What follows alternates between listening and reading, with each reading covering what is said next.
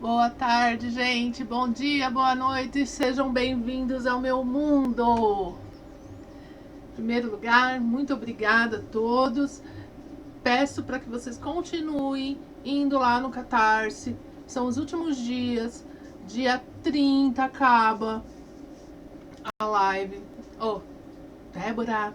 Dia 30 acaba o financiamento coletivo. Então, se você não apoiou, apoie. São os últimos dias, dia 30, 11 horas e 59 minutos da noite, termina o financiamento coletivo. Eu já atingi 100%, eu já atingi a meta de 120%, a meta extra. Eu queria atingir a de 150%, mas vai ser bem difícil, mas a esperança é a última que morre. E os benefícios serão de todos os apoiadores. Então, eu tô aqui hoje para falar de novo da minha rainha, da minha deusa, da minha dama do crime, Agatha Christie. Gente, que mulher! Que mulher! Eu vou falar de um dos últimos livros que ela escreveu lá com seus 80 anos, será? E, meu, é considerado um dos piores livros dela, mas ó, por ser considerado um dos piores, é muito bom. Dos que eu li, eu fiz uma listinha dos livros que eu li até agora. Entre ele e os relógios e não sobrou nenhum, eu prefiro ele. Eu particularmente eu não gosto de Não Sobrou Nenhum. Eu li na minha infância, eu não gostei. Na minha adolescência eu não gostei. Eu tentei reler ano passado, não fluiu bem as lembranças ainda. Então é um livro que pra mim, não vou tirar os méritos, é um livro espetacular, muita gente ama, mas é um livro que pra mim não rolou a química, sabe? Ao contrário de Assassinato do Expresso Oriente, que ele, até pouco tempo atrás, estava na minha lista dos 3 melhores. E vamos falar agora sobre Passageiro para Frankfurt. Eu li a versão e-book da LEPM. Ele tem mais ou menos 260 páginas. Eu levei uns 4 dias para ler, porque a minha vista não anda bem, então estou lendo pouco e devagar. Ai, que maravilha, gente. Eu li esse livro, na realidade, porque eu estou gravando esse livro na quarta-feira, 28 de setembro. Eu passei esse livro na frente de todos os outros, na realidade, porque eu fui convidada para ser a convidada secreta de uma live lá no canal do Litera. Então, a live, esse vídeo está entrando no ar quinta-feira, a live aconteceu na sexta à noite. Eu vou deixar o link aqui para vocês na descrição, para vocês verem a live também. O projeto do Litera está sendo muito interessante. Eles estão falando sobre a Agatha, é a professora Patrícia César, junto com o Tito Prats, meu mestre, junto com a lindíssima Vera Carvalho Assunção, a nossa dama do crime. E eu tenho aprendido muito, muito. A Patrícia, sim, ela dá umas aulas, shows, e a gente tem um lindíssimo do Tito, a lindíssima da Vera. Então a gente só tem a aprender com esse canal. Então sigam o canal Litera, vejam as lives. Toda quarta-feira às 8 eles estão falando sobre a Agatha. E eu tive o prazer de ser uma das convidadas surpresas. Então tá aqui, eu espero poder contribuir, que eu acho que eu vou aprender mais. E esse é o motivo pelo qual eu passei esse livro na frente de todos os outros. Eu ia ler inclusive o Cavalo Amarelo, que eles tinham falado na edição anterior, a live anterior, e eu fiquei empolgadíssima porque fala sobre bruxaria, feitiçaria, essas coisas assim, sobre um pouco da cultura afro, né, das religiões afros, e eu amo isso, fui lá correndo comprar. Então vamos falar sobre o Passageiro para Frankfurt. Teve pontos altíssimos nesse livro, por isso que eu gostei, por isso que deu nota 4. Eu não gostei do final do livro, eu achei muito, como o título diz, comercial de margarina. Eu não gosto de de finais assim, comercial de margarina. Mas o que esse livro tem de muito forte são os personagens. Eles são muito reais.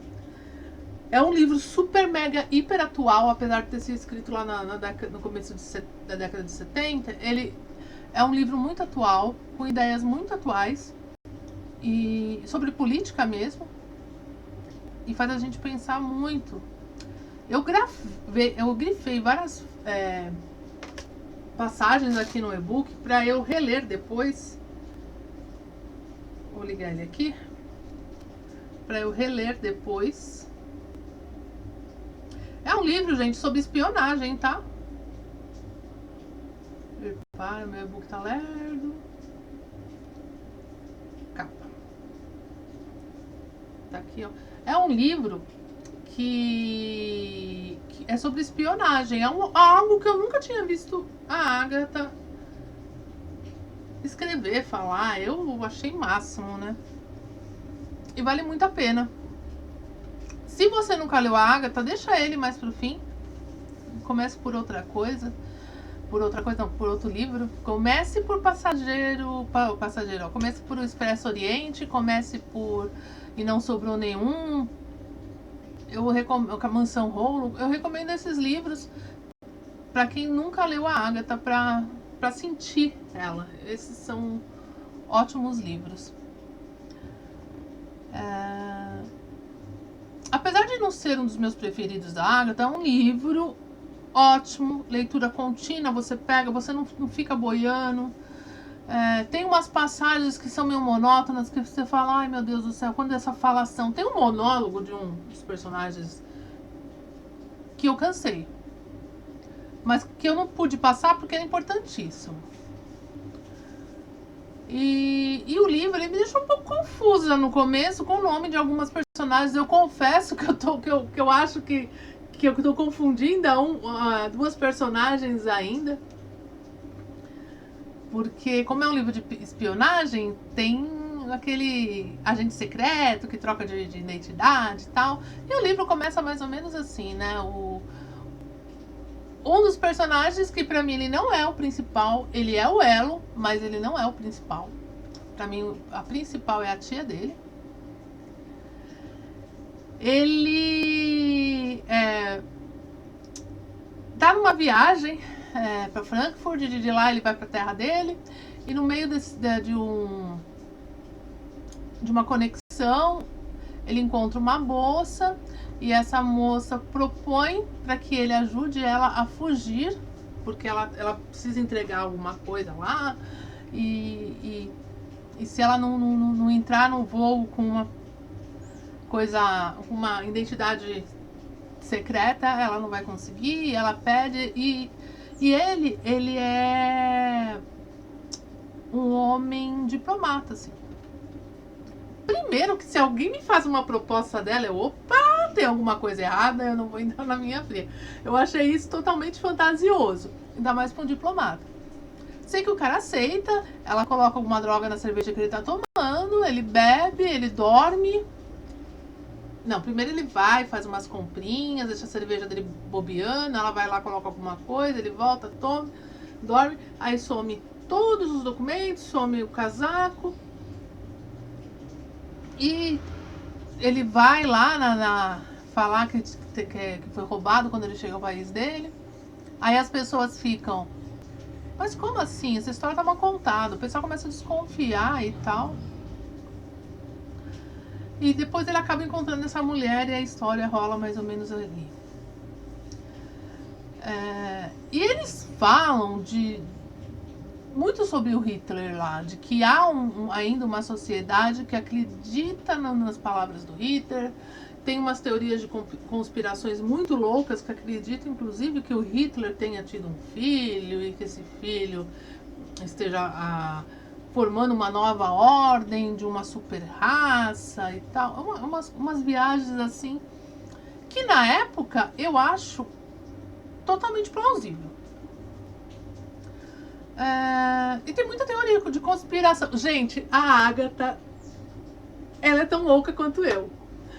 eu fiquei pensando na doideira que eu fiz no Investigação em Dallas, influenciada pelo Frank Chiles, mas a Agatha fez alguma coisa bem parecida aqui no livro dela. Então, assim, é o máximo, gente. É a Agatha. Eu tô muito feliz com ela. Eu fiz alguma coisa meio parecida com ela.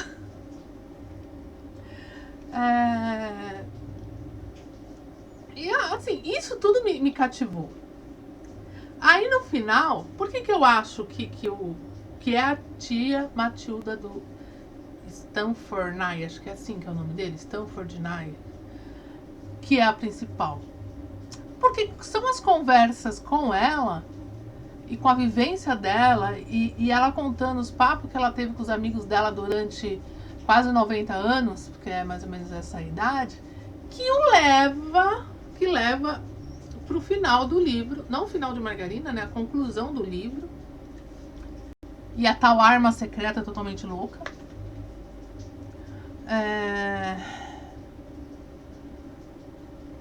E o Stanford foi só meio que o elo para chegarem nela, tal.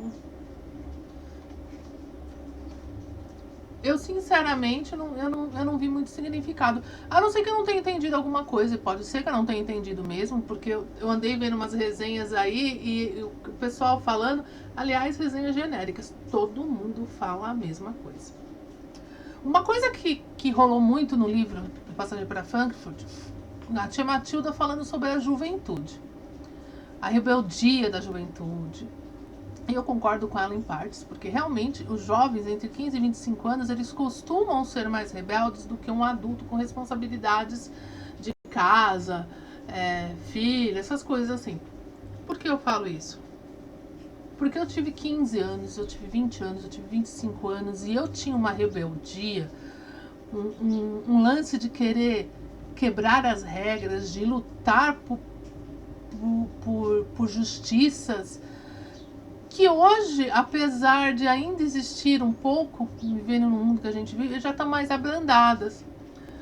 Porque hoje eu tento passar valores para o meu filho, mas ao mesmo tempo eu não me vejo saindo num protesto ou em algo assim, mesmo porque eu não tenho físico mais para isso, de se precisar correr, vou correr.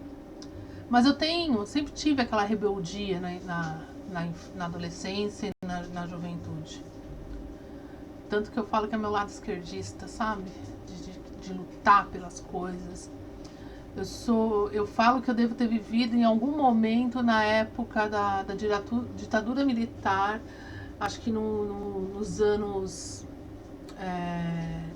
não nos anos de chumbo, porque eu já era nascida, mas nos tais anos dourados, assim, onde os jovens começavam a querer falar sobre política, a querer lutar pela liberdade. E liberdade é uma coisa que eu sempre vou lutar. Como eu falei, hoje eu luto de uma maneira diferente. Hoje eu luto criando o Arthur com valores de respeito, de amor, que eu acho que é isso que falta no Brasil. Acho que se criarmos crianças e filhos melhores, com valores, dando valores porque a gente lutou, nós vamos criar aí um Brasil melhor.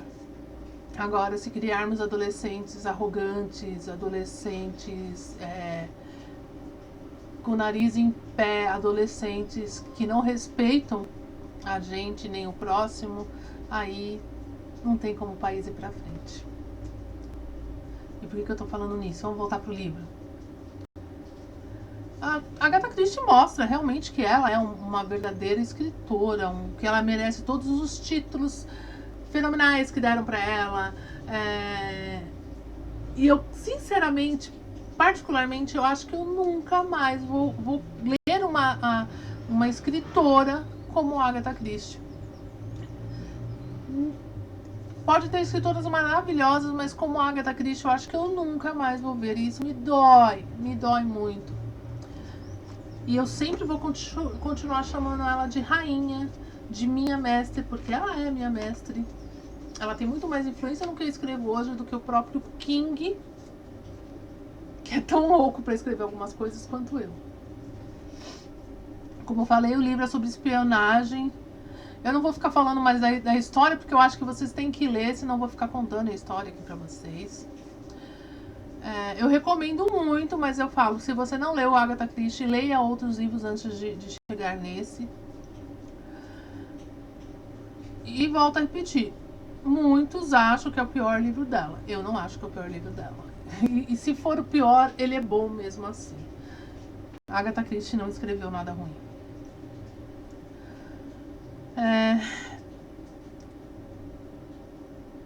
Olha, minha lista de 11 livros é A Teia da Aranha em primeiro lugar. Amo esse livro, me diverti horrores. Eu li numa época que eu tava muito mal e esse livro ele me fez rir muito. Nemesis, Miss Marple, que você é linda, linda, linda, linda. Ai, que fofa. A Casa do Penhasco também com ela. A Maldição no Espelho com ela. A Casa do Penhasco e a Maldição...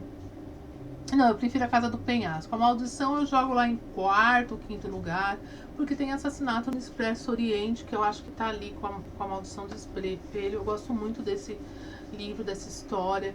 Foi o primeiro livro da Agatha que eu li. Eu acho que tem muita coisa nisso, uma coisa sentimental. Então ele fica lá entre quarto e quinto lugar, junto com A Maldição do Espelho. Morte no Nilo eu amo. Depois vem A Ratoeira, não o livro, tá? O conto, a história. Eu não gosto muito dos contos da Agatha. Eu acho que a Agatha é uma romancista incrível. Mas os contos eu fico meio... Não são meus preferidos, não. 100 gramas de centeio, Passageiro para Frankfurt e Não Sobrou Nenhum. E Os Relógios. Não são os 7 relógios, gente. Esse ainda vou ler. São os relógios. Eu lembro que na adolescência, quando eu li os 7 relógios, eu amei. Amei, amei, amei. Então é isso. Espero que eu goste, que vocês gostem. Tá aqui na descrição o link pra live que vai acontecer hoje. Que pra vocês é ontem. Foi ontem. Novamente, eu estou gravando esse vídeo dia 28 de setembro, numa quarta-feira. À noite vai acontecer a live e vocês podem rever ela e muitas outras lives do canal Literata só clicando aqui no link, tá? Beijo grande, gente. Vamos torcer para logo vir mais Agatha para vocês, tá? Tchau.